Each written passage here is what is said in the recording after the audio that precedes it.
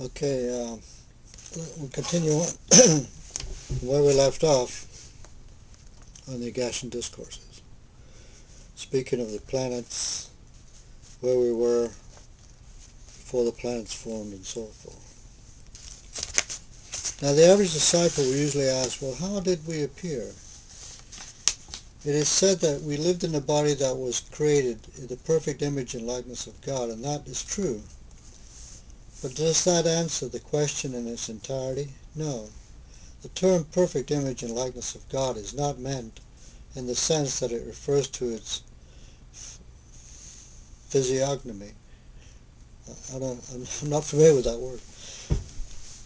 It refers only to the God consciousness. It is the spark of divinity that is the image of God, the image of God that dwelleth within the spark of divinity, and it is not as you represent yourself to be in reference to your individual personality. So then we move about in the higher spiritual consciousness in accordance with the God plan. Undoubtedly, however, we either had not learned or were not learning our lessons in that perfect image that we were representing ourselves to be. We evidently needed more experience, and who am I to say why the universal Spirit God deemed it necessary for us to have physical experience? It is not for me to say at the moment. Perhaps eventually I shall, but at the moment I am not in a position to say.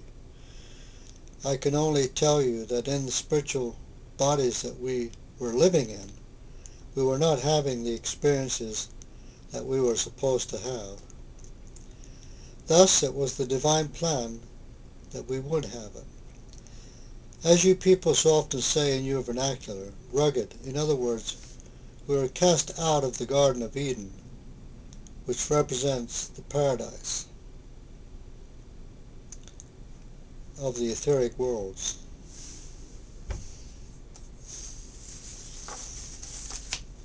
And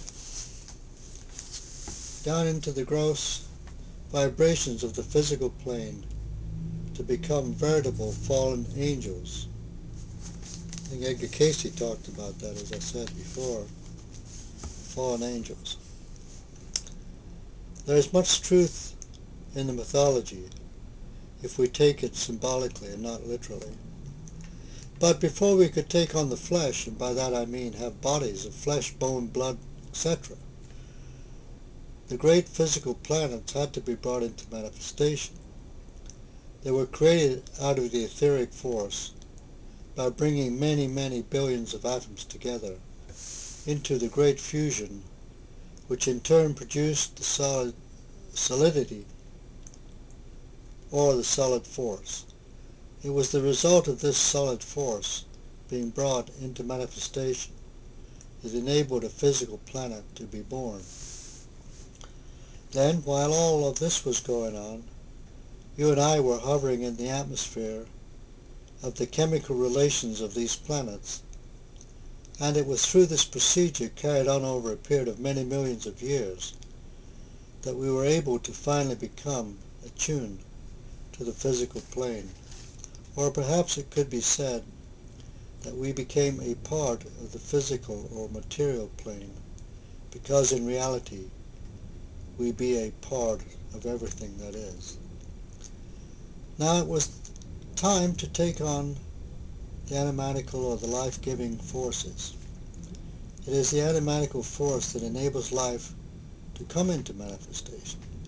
Thus we come into the power of the cell force and the cell life. This enabled innumerable bodies of many different forms to be produced for our earthly manifestations, and soon we were not only of the world, but we were also in it as well. Of course, we first appeared in forms far different from that which we represent ourselves to be today as human expression. This is the reason why I have so often tried to tell you that though we have lived in bodies that might appear to be animalistic bodies, it was not necessarily, I will not necessarily put us in that classification. On second thoughts, I don't know why I shouldn't, But I won't do that. I will say, though, that we have lived in many and varying bodies while manifesting in the physical earth plane before we reach the body that we have today.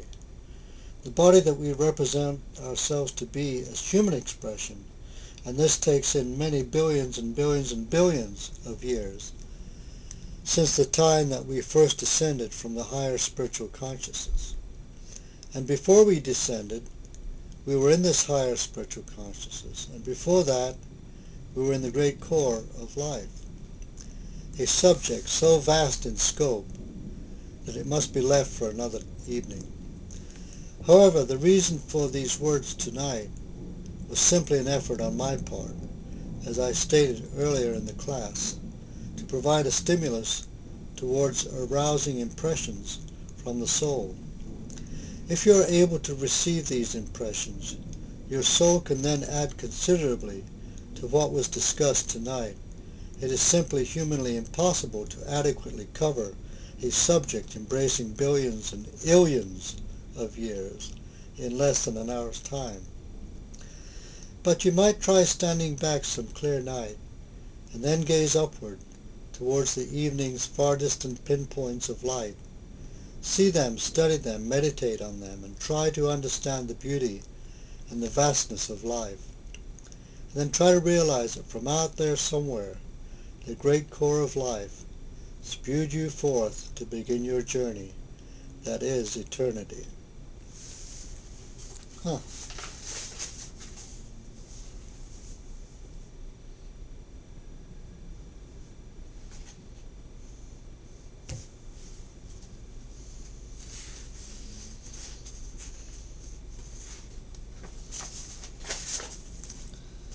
It's only about 8 minutes on this one, but it's starting the next chapter, so called The Core of Life. Again, through the master teacher Agashan, who manifested through Richard Zenner, the medium. Again, this is Richard Zenner, the great medium. Let me read this little part, since before we'll start the chapter in the next segment, since it's only a couple of minutes. The instrument for Agasha's manifestation in the 20th century is the very versatile and well-known trans-intermediary, the Reverend Richard Zenner of the Agasha Temple of Wisdom in Los Angeles. That's all gone now, of course. Reverend Zenner has the amazing ability to self-induce at will the complete unconscious deep trance state while relaxing in a chair in front of a large audience. While in this state, the Agashan teachers can then take over the body, use his physical cords, and lecture unto those assembled as simple and as effortlessly as you would use your telephone. There's another book about him called Telephone Between Worlds by James Crenshaw. I met him also, and of course I knew Richard Zenner, and a good friend of Bill Eisen, the author of this book, the Agashan Discourses, and several other books on the subject. Bill had been associated since 1961 with the Jet Propulsion Laboratory in Pasadena in an administrative capacity. His background prior to that time was in the field of architecture. In 1952 he discovered the Agashan classes, and having once been introduced to the world of mediums, has been an avid student of the occult ever since.